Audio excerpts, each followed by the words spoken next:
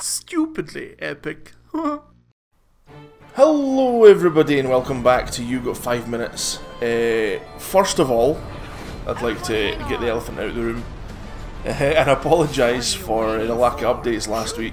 Guys, I got Super Mario Odyssey last week, so like I was just like absolutely stuck into that game. And I would love to do videos for it, but I just don't have any, you know, native capture device like a HD60 or anything like that. So, like, I might invest in one, because like I do want to do more things than just PS4, because so far that's exactly what's just been happening. I might have to invest in a new PC as well though, because my like the PC that I've not had on for like about a year is probably like seized up and rusted to bits or whatever. But I'll have to have a look at that and maybe have a wee check at that.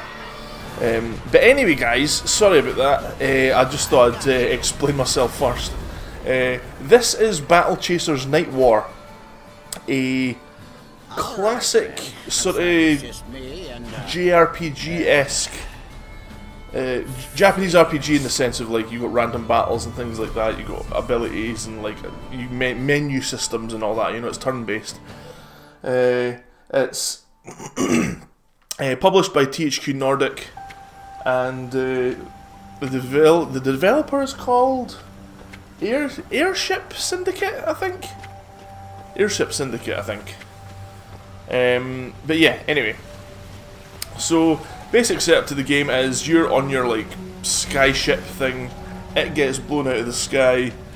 You guys land on the on an island below you, where you were flying over, and you've got to like I think the basic setup is you've got to find all your friends and then sort of like this girl here, Gully, she's got these magical gloves, and something like her dad or her uncle or something like that was like invented these like gauntlets, these kind of big magic glove things, and I think you've got to try and track down her dad or something like that. It's a very, like, at least initially it's a very throwaway story, you know, like it's just a very basic bog standard adventure story. But the thing that brings the appeal to the game is the beautiful artwork, for one. Like look at these drawings. This is like something like really hyper stylized comic book, you know. Very, very beautiful in terms of like character portraiture, in terms of even just background sounds and things like that. Just the sort of ambience of the background sounds. Everything looks super stunning in terms of like visually. They have went to the next level to try and make this game look beautiful, you know. So yeah, as you can see, sort of isometric, top-down kind of RPG, like kind of like you can imagine like Final Fantasy VII being remade and looking like this, you know. It has a loot system, as you can see, opening chests there, you're getting items and money and things like that. Pretty exploration heavy. Like you've got like there's two separate things in the game, like two separate areas. There are these kind of areas which are your sort of exploration areas where you're like picking up items and going around and fighting enemies and things like that. But then you've also got there's like a big map, and when you go into the open world map, it's not like an actual open world map. Like it doesn't look like how Final Fantasy VII or 8 would do it, you know. It looks like you're actually standing on a map and you're like running around on a map, and you run up the trails and everything that's all been made on the map. You'll see it in a minute. It's quite visually striking. It looks really nice. The main point of this part of the, like, obviously was the very start of the game. So the main point of this part of the game is just to sort of tutorialize it and just like let you know how to control the characters, how to like navigate the menus and things like that. But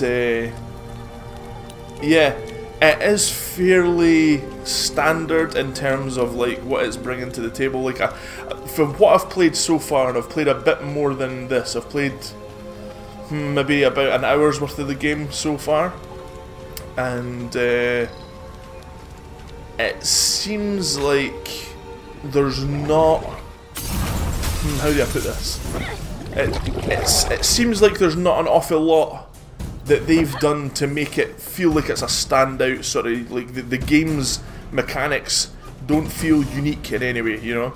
They feel like they could be, you can transplant this on another game and it'd be just as good a game, you know? Just the same sort of style of RPG, you know? It doesn't seem like there's anything specific that's sort of making you feel like, oh, I should buy this over this, you know? Like, should you buy this game over what is it? My name is Setsuna.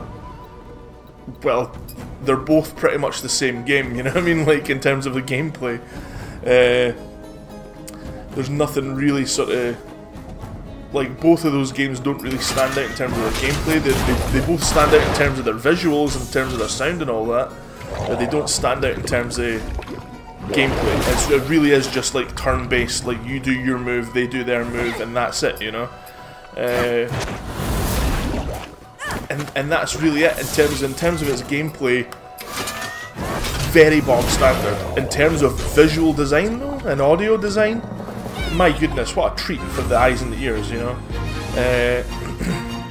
And like the characters seem extremely well sort of written.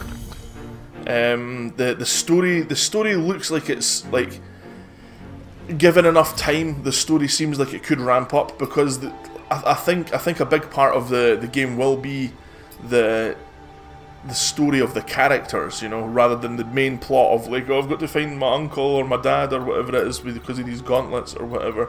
I don't think that's going to be like a really big drawn point to the game. I think seeing the dynamic between all the characters like Gully and Calabretto and things like that, I think that's going to be the big draw in terms of like story wise. The characters are going to be the main hook there. But other than that, see, yeah, you'll see in a second. You'll see this world map that I was talking to you about. Look at that, the animation of that character. Even just the idle stance of the character looks total crazy. It's so good. Like the cape looks like it's like fabric, you know. It looks like it's almost like painted fabric. Really cool. But yeah, here's like a wee glimpse of the menu system and all that. You can like choose to like you'll get different armors. It's like very loot heavy as well. Like you'll get armor and weapons and things like that. Ring neck trinket as well. Other than the armor and weapon. So yeah, like very. Here's the world map here. It looks fairly expansive though. It does look like the game would, like, again, I've only played like an hour's worth of it, so I don't know in terms of like actual raw numbers on how long it would actually take you to play. But it feels like it could be quite a lengthy game, maybe like 20 to 30 hours or something like that would be my guess roughly. Looking at the sort of scale of it and like how much I actually had to do within that hour of gameplay. I like the birds on Calabretto as well. The birds on his shoulders as he wins, like kind of flying over towards him. I just like the idea that Calabretto is this like massive war machine, but he's total gentle, you know, total gentle giant. There's Garrison there. He's like, I get the feeling that he's like the sort of poster boy for the game. Like, even though Gully's the sort of main character, I feel like Garrison's like, there's Garrison. He's the hero of the game, you know, or the frontman. You know, if you were talking like a music band or something like that, he seems like he's the leader of the group, you know.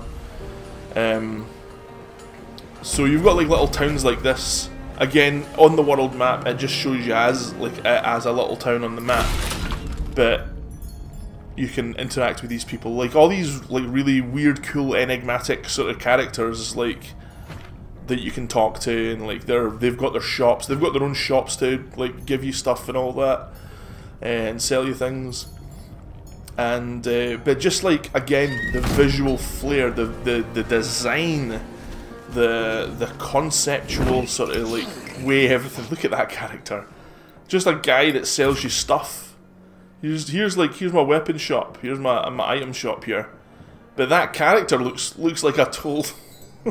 That could be like, I don't know, like some sort of like amazing class in like an MMORPG or something like that. You know, it like looks actually freaking awesome. It could be his own main character for like a game, you know. But yeah, like everything screams like visual. This is like high concept, high visual sort of stuff.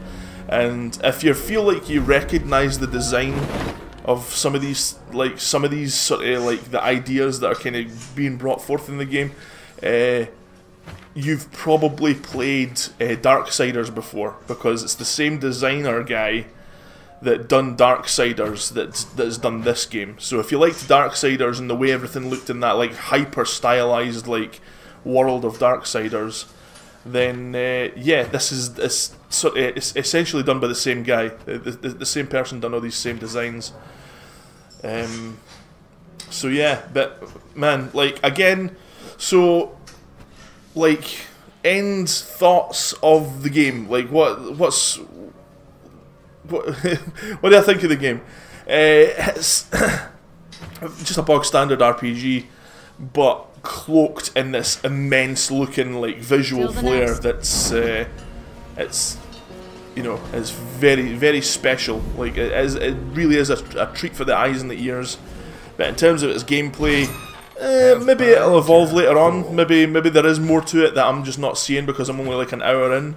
But yeah, other than that, guys, that's it. You know, Battle Chasers Nightwar. If you like the look of it, check it out. Thanks for watching. Bye. Again, guys, I'm really sorry about like lacky updates last week. That was an entire week that I never updated last week, so I'm really, really sorry about that. I'm going to try and be more on the ball when it comes to videos now that I've finished Mario Odyssey. Yeah, so thanks for watching. I'll see you next time.